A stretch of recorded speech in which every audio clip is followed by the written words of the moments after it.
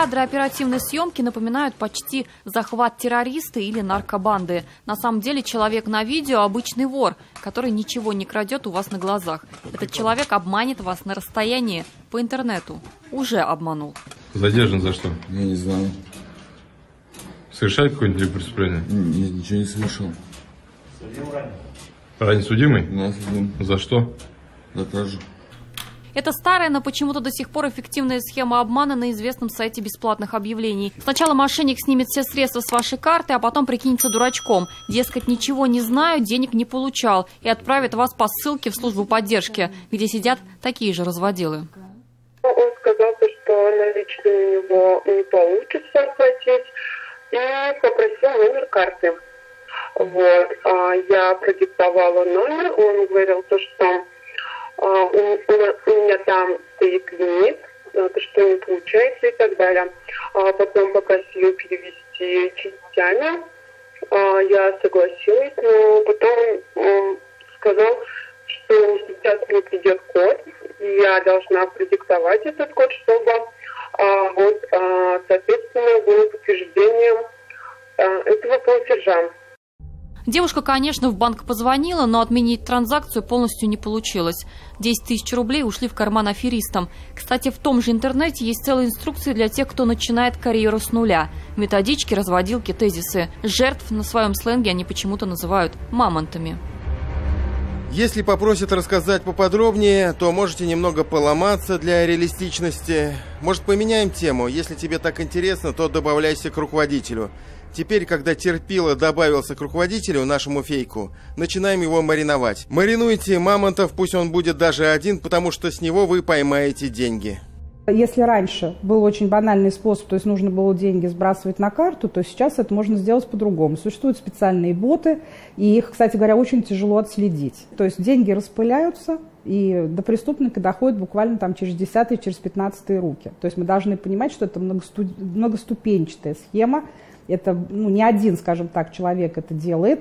И это значительно затрудняет как раз процесс раскрытия расследования, потому что цепочка очень увеличивается, по которой мы идем, пока мы доходим до этого преступника.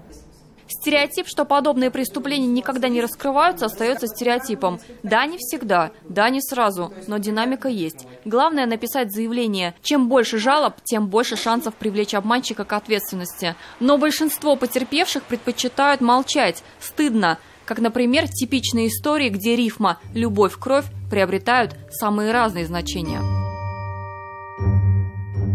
На сайте знакомств девушек начинают обманывать о том, что там и женятся, и познакомятся, и приедут из другого города. Вот у нас, например, есть уголовное дело в отделе полиции Ямашевский, где житель Татарстана у своих 18 подруг увел денежные средства почти на 1 000 000 рублей. К сожалению, девушки ведутся на такие предложения и даже воочию, ни разу не увидев человека, то есть жалостью берет. Отдельная каста жуликов-невидимок, так называемые звонари. Какие только легенды не придумывают, лишь бы наживка не слетела с крючка. Готовы часами упиваться деталями, а потом в ход идут уговоры, манипуляции и даже шантаж. Это и якобы сотрудники банка, и представители соцслужб, и пенсионного фонда. В 2020 году они научились мухлевать и с реальными номерами государственных служб. Якобы звонится данный человек, покупатель, либо продавец, с другого региона, с домашнего телефона, как получается, понимает наш потерпевший. А на самом деле это подменный номер, либо IP-телефония считается. Была попытка списания денежных средств на сумму 3000 рублей на карту Альфа-банка. Скажите, данную операцию вы проводили? Не, я ничего такого не проводил. Понимаете, я уже знаю, что вы мошенник. Хорошо. И? Ну, хорошо. Что значит «и»? И наш разговор записывается, будет передан в полицию. Хорошо, и? Что будет далее? Не знаю, полиция пусть разбирает. Ты думаешь, она разберется? Не знаю, это не моя проблема. Хорошо, смотри, чтобы ты понимал, я взял эту той же самой полиции, куда ты хочешь обратиться, идиот. А что ты меня оскорбляешь? Я с тобой нормально разговаривал. Извини, согласен, извини. Сами полицейские признаются, работать по киберхищениям не так-то просто. Это все-таки не карманники в метро. Да и сами бесконтактные кражи – это скорее не сбой техники, а человеческого фактора. По-настоящему умных среди таких мошенников очень мало. Скорее хитрость и психологические уловки. Вот замочек. У меня вышла подсказка с введения сайта. Я говорю, сертификат. Я смотрю, какой сертификат, кому он выдан? Вот этой компании. Ну, нормально. Вот, вроде бы имя сайта совпадает с той компанией, на которой я нахожусь. Возьмем обычную Wi-Fi карту, простую, USB-шную, и посмотрим, что эта карта у нас покажет вокруг. И мы видим вот столько вот соседей, и мы можем видеть уровень сигнала. Зачастую люди просто невнимательны. Скрыть персональные данные конкретного человека сложно без его разрешения. Но самое интересное, это разрешение большинство дают по собственной воле. Мошенникам остается только воспользоваться тем, что плохо лежит.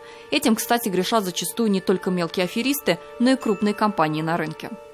Некоторые дочерние компании определенных сотовых операторов присылали некоторые сообщения, в результате которого надо было нажать кнопку «Далее». А под этой кнопкой, на самом деле, там светилось «Далее», это было «Да» и согласие на что-нибудь. В результате вас подписывали на ежемесячную услугу в объеме от 30 до 150 рублей. Если вы не хотите, чтобы у вас деньги со счета списывали, вы приходите к нам, либо заплатите, чтобы мы их не списывали, либо раз в 3 месяца приходите и пишите письменное заявление, чтобы мы за этим как бы обновили эту услугу.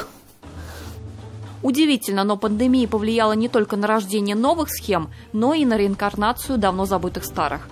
Казалось бы, кто поверит в страховку от ковида от 2 малознакомых женщин, что постучали вам в дверь. Однако на уловку мошенниц попался не один пенсионер. Стали ей лапшу на уши вешать, что всех уже, вот, когда вот эта пандемия была, что всех страховали, что в случае, если вы заболеете, вам выплатят 100 тысяч, в случае смерти застрахованного лица, там родственники 1 000 000 получают. Она говорила, что она позвонила куда-то, это одна из этих барышень, и она по телефону, значит, слышала такое, что в 7-й квартире еще пенсионеры есть. То есть, ну, складывается ощущение, как будто по какой-то наводке работали люди. Потом они меня вот такой маленький квитанции дали.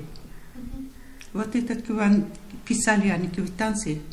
Потом смотрю, почему этот ни печатер, ничего нету. А сзади говорит телефон, номер написано. Звоните в 7-ю больницу, идите в 7-ю больницу, они там вам оформят.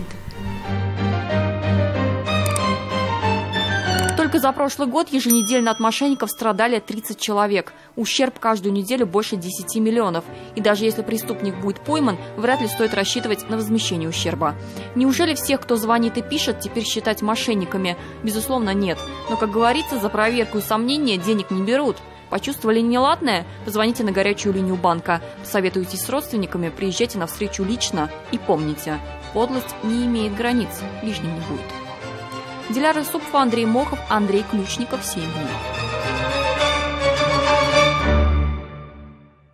Все выпуски программы «7 дней» смотрите на YouTube-канале ТНВ.